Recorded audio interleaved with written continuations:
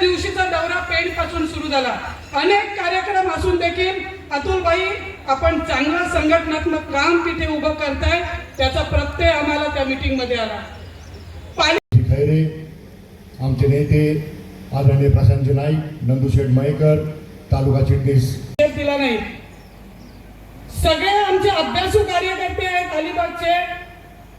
मी आमच्या तिन्ही अनिल बंधूंना नाव ठेवलंय ब्रह्मा कार्यकर्त्यांमध्ये जान फुंकण्याचं काम पुन्हा एकदा केलं जाते। आगामी स्थानिक स्वराज्य संस्थांना याचा कसा फायदा होईल, कार्यकर्त्यात ऊर्जा आली? मला स्थानिक स्वराज्य संस्थांपेक्षा पक्ष संघटना मजबूत, नवीन तरुणांना जो विचार या जिल्ह्यामध्ये 75 वर्ष आणि 75 वर्षापूर्वी माझ्या आजोबांनी या जिल्ह्यामध्ये जो शेतकऱ्यांसाठी कुळ कायदा अंमलबजावणी करण्यासाठी जो लढा दिला, त्याची आठवण प्रत्येक शेतकरी कामगार पक्षात तरुण कार्यकर्त्यांनी ठेवली पाहिजे, ही खरी माझी मनीषा आहे। निवडणुका येतील, सत्ता अनेक वेळा आम्ही गेल्या, परंतु तरुणांना या ठिकाणी शिकवण्याची वेळ आहे। आज जी पक्षामध्ये थोडीशी पडझड झाली, त्याच्यामुळे वैचारिकदृष्ट्या कार्यकर्ते तयार होत नाहीत, तोपर्यंत पक्ष चांगल्या प्रकारे काम करू शकत नाही। आणि ते काम आम्ही या 4 दिवसामध्ये जिल्ह्यामध्ये केलं।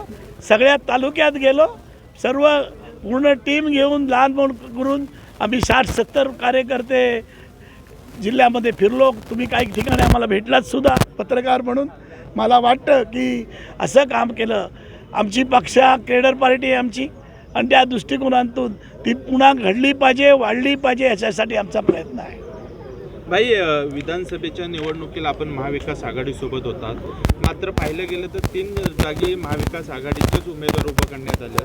आता जिल्हा परिषदेच्या निवडणुका आहेत, काय शेका पक्षाची भूमिका असणार आहे? आम्ही महाविकास आघाडीबरोबरच आहोत, त्याच्यामध्ये सुधारणा होईल अशी माझी अपेक्षा आहे।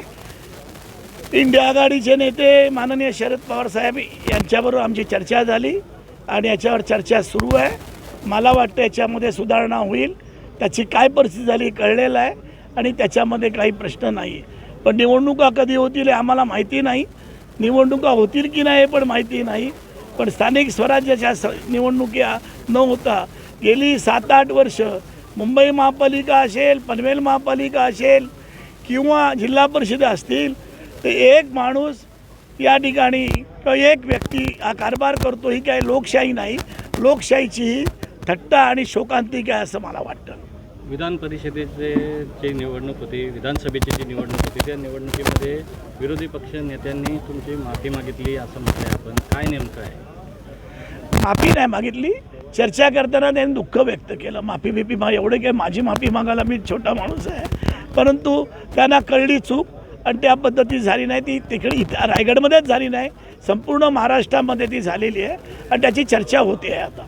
भाई, शेतकरी कामगार पक्ष मुळातच कायम संघर्ष करत राहिला शेतकऱ्यांसाठी, कामगारांसाठी।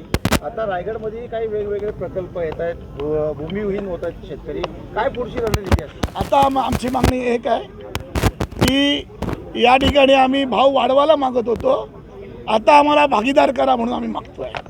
आमच्या जमिनीची जी किंमत आहे त्याची भागीदारी करा। आज आमच्या पनवेलमध्ये 30,000 रुपयात घेतली, 27,000 रुपयात घेतली जागा, परवा आमच्या अतुल म्हात्रे कालच त्यांनी सांगितलं 300 कोटी रुपयाला विकली। हे सगळी आकडेवारी आम्ही आणणार आहोत, ही आकडेवारी आम्हाला आता पार्टनर व्हायचं आहे। तुम्हाला इथे शाळा बांधायची आहे, तुम्हाला इथे कॉलेज काढायचं आहे, हॉस्पिटल बांधायचं आहे, बिल्डिंग करायची आहे, तुम्ही सांगायचं व्हॅल्युएशन करा आणि आमच्या जमिनीची किंमत ठरवा आणि त्याप्रमाणे आम्ही करायला मागतो आहे। हा लढा आहे। आणि दुसरी मागणी आमची राहणार आहे, जी गेली 4-5 वर्ष मी करतो आहे, जी जमिनीचा मूळ मालक होता त्या मूळ मालकाला आता त्यांनी विकत घेतली जागा, म्हणून ज्याचं व्हॅल्युएशन आलं आणि त्याला जर नुकसान भरपाई मिळाले त्याचा 40% हिस्सा आम्हाला पुन्हा मिळाला पाहिजे। म्हणजे 2 लाखांनी त्यांनी जागा घेतली, ती जागा आता 2 कोटीला गेली, त्यातला आम्हाला 40% हिस्सा मिळाला पाहिजे, ही मागणी शेका पक्ष करतो आहे। मला वाटतं की पण आजची ही बैठक नाही आहे, तुम्ही प्रश्न विचारलात, मी उत्तर दिलेलं आहे, याचं व्यापक मी तुम्हाला उत्तर देईन आणि कशासाठी याची आकडेवारी घेऊन सांगेन। आज आम्ही कार्यकर्त्यांबरोबर संवाद साधायला आलो, तो संवाद करून त्यांचं मत घेणार आहोत।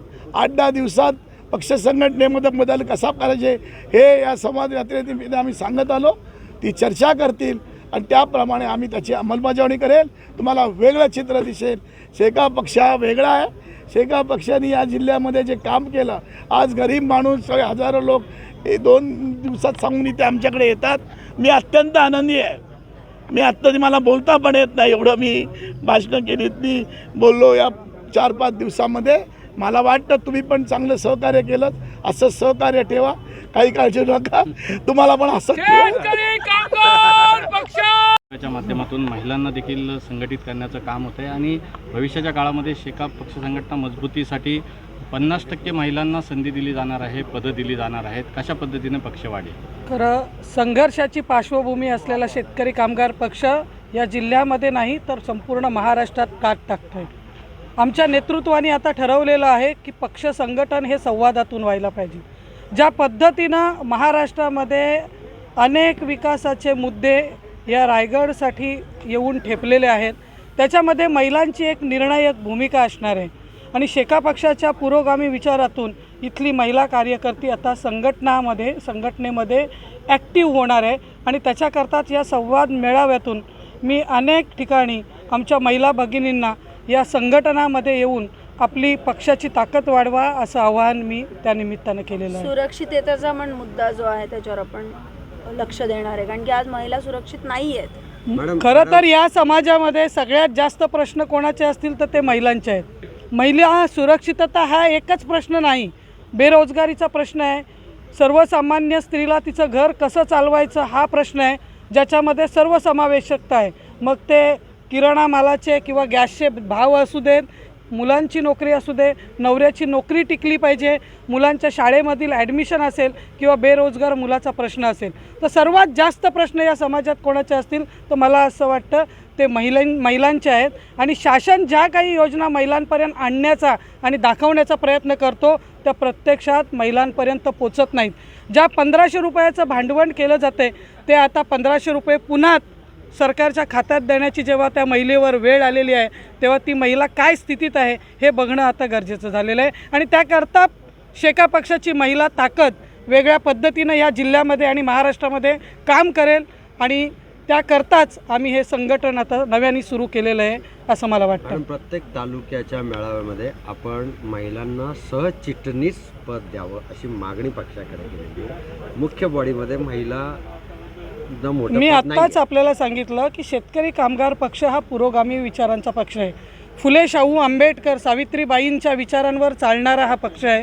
आणि अशा वेळेला जर पक्षामध्ये महिलांची जर सक्षम ताकद निर्माण व्हायला मागते, पक्ष संघटनांमध्ये महिला आपसुकच आणि स्वतःहून जर पक्षामध्ये येत असतील तर ती माझी मागणी मला वाटतं रास्त आहे की चिटणीस मंडळातून जे काही निर्णय पक्षाच्या हिताचे होतात आणि समाजाच्या हिताचे होतात त्यामध्ये जर महिलांचे काही विचार पक्ष संघटनांनी जर स्वीकारले तर निश्चितपणे पक्षाला ती ताकदच मिळणार आहे असं मला वाटतं.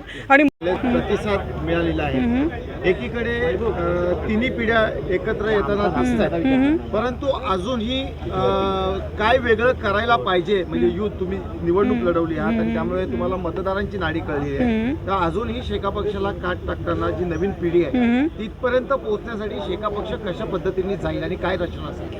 मला असं वाटतं शेतकरी कामगार पक्षाने कायमच खूप काम केलं आहे तळागाळातल्या लोकांपर्यंत, पण कधीकधी आम्ही संवाद साधण्यात कमी पडतो आणि प्रसिद्धीपासून आम्ही दूर राहतो. आज तुम्हा सगळ्यांना आमंत्रित करण्याचं कारण पण ते आहे, तुम्ही माध्यमात आमचे लोकांपर्यंत पोचायचा, कारण की जे आम्ही प्रश्न मांडतो आहे हे अतिशय जिव्हाळ्याचे आहेत, युवकांच्या जिव्हाळ्याचे आहेत. कारण की सगळ्यात मोठा प्रश्न आम्ही मांडतो आहे तो भूमिपुत्रांच्या रोजगाराचा, जमिनीला रास्त भाव मिळण्याचा. तर हे अतिशय लोकांच्या जिव्हाळ्याचे प्रश्न आहेत.